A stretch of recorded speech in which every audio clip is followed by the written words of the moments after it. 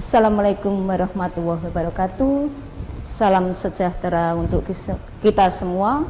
Selamat pagi anak-anakku, siswa-siswi SMK Negeri 8 Semarang.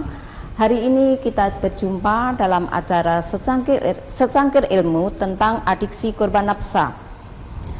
Anak-anakku, pada pertemuan yang lalu kita sudah membahas tentang Undang-Undang Nomor 35 Tahun 2009 tentang narkotika. Pada pertemuan yang lalu kita bahas tentang narkotika, sekarang kita bahas tentang adiksi korban nafsa.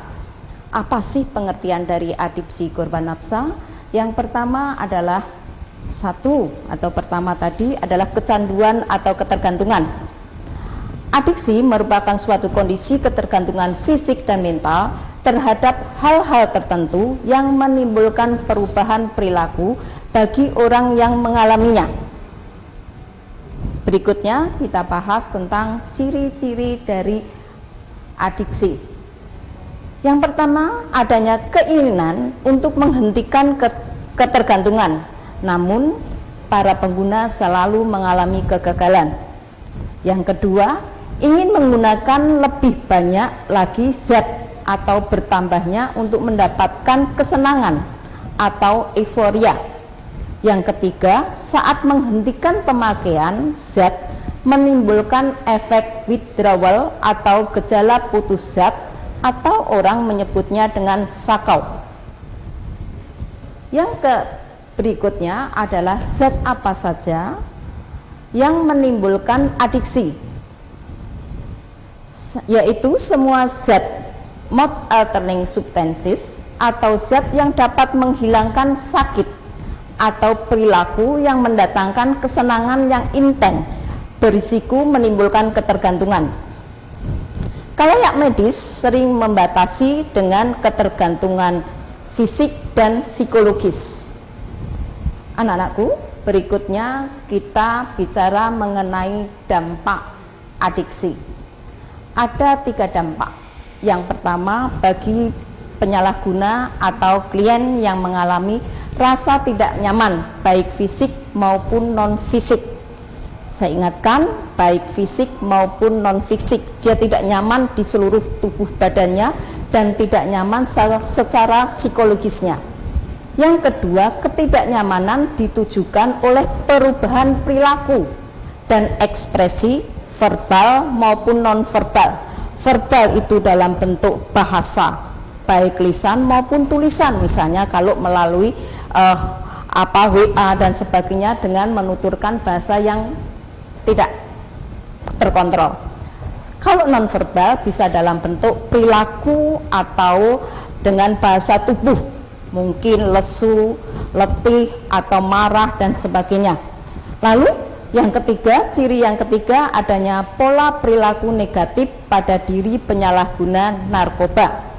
Ya, perilaku negatif itu tentunya hal-hal yang bertentangan dengan norma-norma atau aturan-aturan yang ada di masyarakat. Baiklah anak-anakku, untuk bisa melihat lebih jelas apa sih dampak dari adiksi korban nafsa, maka kita lihat pada putaran video berikut ini. Saya seorang ibu biasa, ibu yang mencintai dan menempatkan keluarga di atas segalanya. Mungkin seperti Anda juga. Impian saya sederhana, membahagiakan keluarga, juga membesarkan anak yang berbakti dan berprestasi. Baiklah anak-anak, Seluruh waktu dan tenaga saya kerahkan untuk mewujudkannya. Tapi tentu saja, hidup tidaklah mudah. ya hujan. Ya gak apa-apa. Ayo ikut gue. Ayo. Sebaik apapun kita berusaha, ada hal-hal yang memang tak terduga. Dan terkadang itu di luar kuasa kita. Ini obat apa? Ini buat supaya lo percaya diri lo. Itu buat supaya semangat lo hidup lagi lah. Kita juga udah pada malu. Ini buat lo. Udah begitu. Sebentar ya mas.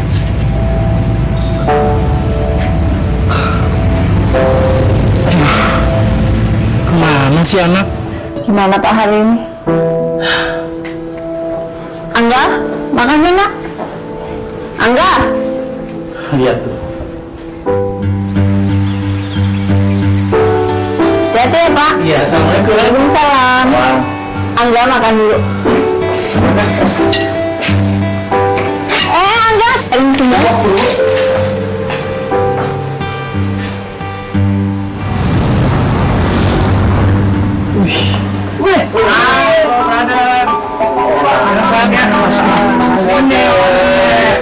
Es kita itu dong ngobrol kita ya Kak.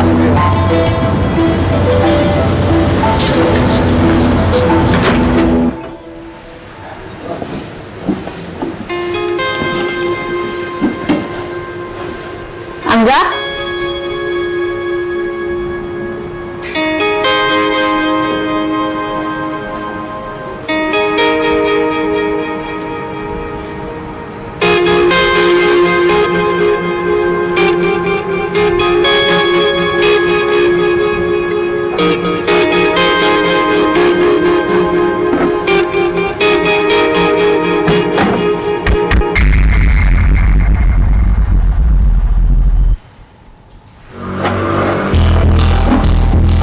Angga minta uang nih buat ongkos.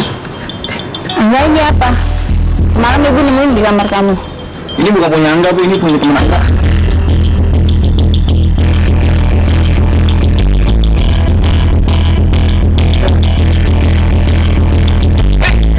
Lagi ngapain sana? Nggak ngapa-ngapain kok Pak. Masuk.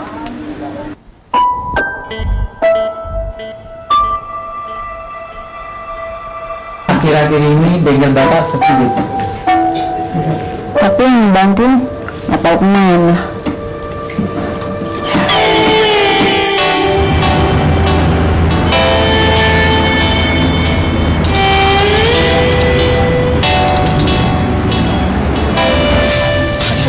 Iya.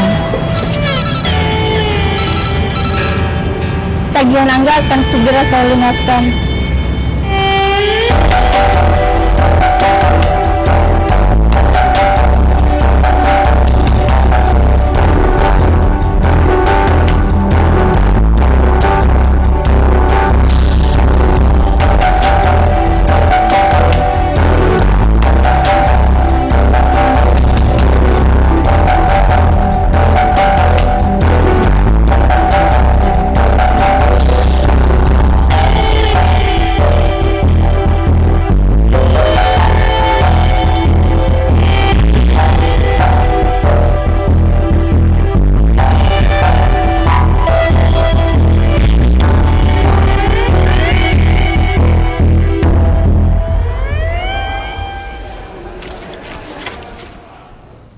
Boleh Pak bajunya.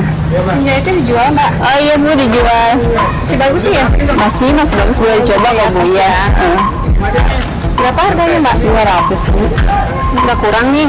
Udah harga pas itu. Oke deh, saya ambil ya. Angga, mau kemana?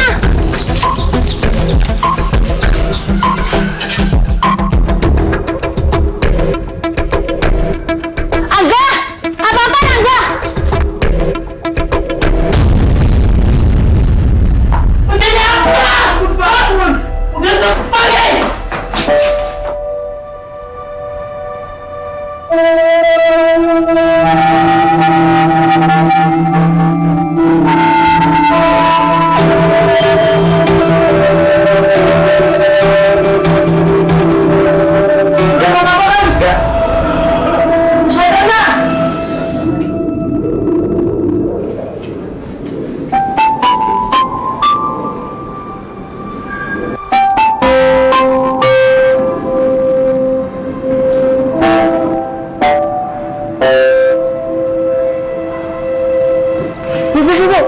Angga masuk rumah sakit.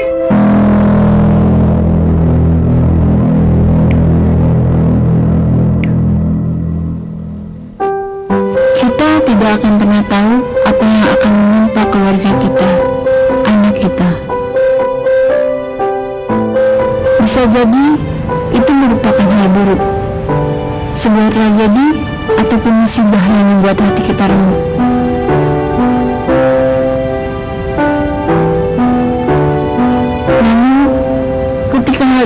Jadi, sepedih dan seperih apapun, pastikan kita selalu di sisi mereka.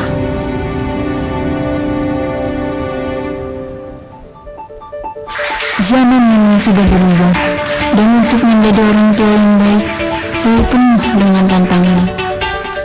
Bersikap acuh dan masa bodoh bukanlah jawaban. Dukungan, kasih sayang dan perhatian kitalah yang akan melindungi mereka dari narkoba. Kita mesti berkomunikasi, senantiasa terbuka dan saling berbagi saat suka maupun duka. Kita tidak boleh menyerah, karena kepada kitalah mereka bergantung. Anda adalah secercah cahaya, Anda adalah harapan.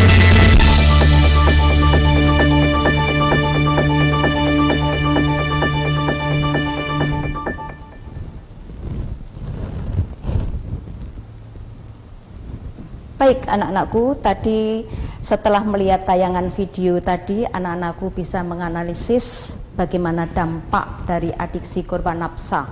Ya, dari dampak itu bisa terlihat bahwa ada perubahan fisik jelas. Dari tayangan tadi, anak pengguna narkoba ya tidak dengan penampilan yang kumuh. Ya, baju seragamnya dikeluarin, ya rambutnya gondrong, ya kan, terus dia datang terlambat, bahkan tidak mengikuti pelajaran di sekolah. Tadi ya kita berikan contoh yang sesuai dengan seusia kalian. Terus berikutnya dia berani berbohong, dia berani pulang malam, ya, bahkan apalagi mengambil uang dari orang tuanya untuk membeli obat-obatan. Akhirnya dia apa yang terjadi anak-anakku? Overdosis kan, dia overdosis karena dia ingin menghentikan tetapi tidak bisa, sehingga dia menambah kebutuhannya. Akhirnya dia overdosis, masuklah rumah sakit, fisiknya nggak kuat, mentalnya nggak kuat. Untung saja orang tuanya begitu menerima, mengetahui dan begitu sayang terhadap putranya, ya, dipeluklah dia, ya, didekaplah dia, didampingilah dia untuk dibawa untuk mendapatkan penyembuhan. Nah, berikutnya kita bahas nih tahap-tahap tentang pemulihan atau penyembuhan adiksi korban nafsa. Nah, di sini ada 5 tahap ya pemulihan adiksi korban nafsa. Ini untuk anak-anakku yang kelas 12 pasti sudah tahu, karena ini adalah program-program yang sering diberikan kepada klien-klien ya, karena ini kita sebagai calon pekerja sosial ada 5 tahapan. Yang pertama adalah memberikan motivasi. Memberi motivasi kepada siapa? Ya, kepada si klien atau pengguna, ya, kepada keluarganya, kepada lingkungannya, ya, lingkungan sekitarnya, agar tahu masalahnya, ya, sadar akan masalahnya dan mau berusaha untuk sembuh atau pulih kembali ke kondisi yang lebih baik. Yang kedua adalah memberikan pengetahuan dan keterampilan. Pengetahuan tentang apa toh nak? Ya, pengetahuan tentang akibat dampak dari adiksi korban nafsa ini, ya, dampaknya pada dirinya, keluarganya, lingkungannya, ya, ini semuanya ya akan menjadi korban, ya. Berikutnya adalah memberikan keterampilan. Keterampilan apa? Keterampilan bagaimana dia mengurangi ketergantungannya. Keterampilan bagaimana dia mengurangi untuk berhubungan dengan teman-temannya para pengguna. Keterampilan bagaimana dia meningkatkan iman dan takwanya, ya. Ini perlu diberikan pendampingan. Lalu yang ketiga adalah menciptakan lingkungan yang mendukung program. Menciptakan lingkungan bagaimana si klien ini supaya tidak berhubungan dengan teman-temannya para pengguna, ya. Lalu keluarga dan lingkungan mensupport apa? Untuk mensupport pemulihan si klien, pemulihan agar dia tidak kembali menjadi adiksi korban nafsa, ya. Ini dibutuhkan kerjasama yang bagus, yang baik antara keluarga, masyarakat, dan mungkin petugas dari pekerja sosial. Jelas ini fungsi dari pekerja sosial atau asisten pekerja sosial. Lalu yang keempat adalah memobilisasi sistem sumber. Sistem sumbernya siapa saja, ya, yang bisa digunakan untuk membantu memulihkan. klien agar tidak tergantung terhadap nafsa atau narkoba, yaitu pekerja sosial tentunya, mungkin petugas dari BNNP, ya, petugas rumah sakit, ya, keluarganya, Pak RT, Pak RW, atau tokoh masyarakat, atau orang yang disegani dan dicintai. Ini pasti akan memberikan dukungan terhadap pemulihan yang akan membuat si klien menjadi pulih kembali. Dan yang kelima adalah stabilisasi perubahan. Kita lihat, ya, dari tahap pertama kira-kira dimotivasi itu, kira-kira klien bisa menerima enggak? Kita lihat, ya, tidak mungkin sehari kita motivasi langsung dia berubah, enggak. Kita butuh kesabaran, ketelatenan, ya, dan keikhlasan untuk mendampingi seperti orang tuanya itu dengan sabar, ya, telaten mendampingi putranya sehingga putranya bisa berprestasi kembali. Ya, baik anak-anakku, berikutnya adalah tujuan pemulihan. Apa sih tujuannya? Yang pertama, agar tercipta kondisi fisik yang sehat, ya, bagi para pengguna atau bagi korban adiksi nafsa. Berikutnya, klien menyadari bahwa dia sangat bisa menerima kondisinya dan dia mestinya bisa berperan aktif di masyarakat, ya, sehingga dia bisa dimanfaatkan oleh lingkungan, ya, agar bisa mengisi hari-harinya dengan hal-hal yang positif. Lalu yang ketiga, adanya dukungan lingkungan, ya, dukungan lingkungan agar bisa memberikan interaksi atau kegiatan-kegiatan yang positif terhadap klien. Dan yang keempat adalah memberikan motivasi kepada siapa? Kepada klien, kepada keluarganya, dan kepada lingkungannya. Pasti bisa apabila kita mau berusaha. Anak-anakku, selanjutnya kita bicara tentang model-model ketergantungan. Ketergantungan apa? Ketergantungan tentunya ketergantungan zat nafsa tadi atau narkotika. Yang pertama adalah model moral, ya. Model moral ini beranggapan bahwa kemiskinan akan menjadi penyebab dari penggunaan narkoba, pelecehan, ataupun ketergantungan obat. Pengguna narkoba dipandang sebagai orang yang lemah, orang yang tidak bermoral sehingga tidak mampu memilih hidup yang lebih baik atau pilihan hidup yang benar. Ini pandangan tentang ketergantungan moral. Yang kedua, model yang kedua adalah model komunitas. Ya, komunitas adalah lingkungan tempat kita berkumpul. Ya, biasanya dengan kita berkumpul dengan lingkungan kita akan mendapatkan pengalaman yang mendasar dan paling besar dalam kehidupan sosialnya di luar batas-batas di dalam keluarga atau di rumah. Ya, masyarakat, institusi, dan lingkungan hidup akan mempengaruhi individu atau keluarga di dalam mencapai kehidupannya nanti. Jika lingkungan pergaulan kita dengan pengguna, maka seseorang akan terpengaruh untuk mencoba. Ya, maka kita harus berani mengatakan tidak. Berani mengatakan tidak menggunakan. Ya. Berikutnya kita sampai pada model yang ketiga adalah model biologis. Ya. Model biologis ini adalah kecenderungan genetik yang mempengaruhi terjadinya penggunaan dan penyalahgunaan narkoba. Artinya kalau model biologis ini artinya kalau kita tahu orang tua atau keluarga dekat kita pengguna dan setiap hari kita melihat, maka mau tidak mau ini akan meniru. Nah, inilah yang dimaksud dengan model biologis, ya. Ini bagi pekerja sosial harus tahu ini, ya, dari para pekerja sosial ataupun asisten pekerja sosial, ini model biologis karena akan tahu kita telusuri genetiknya. Berikutnya anak-anakku, model yang keempat adalah model perilaku kognitif, ya. Perilaku kognitif mempertahankan bahwa orang-orang yang menanggapi peristiwa kehidupan melalui kombinasi tanggapan kognitif, afektif, motivasi, dan perilaku. Di sini mengatakan orang yang menggunakan nafsa melalui proses tahu, merasakan, menginginkan, ingin mengulang. Dia akan mengulang, mencoba dan mencoba.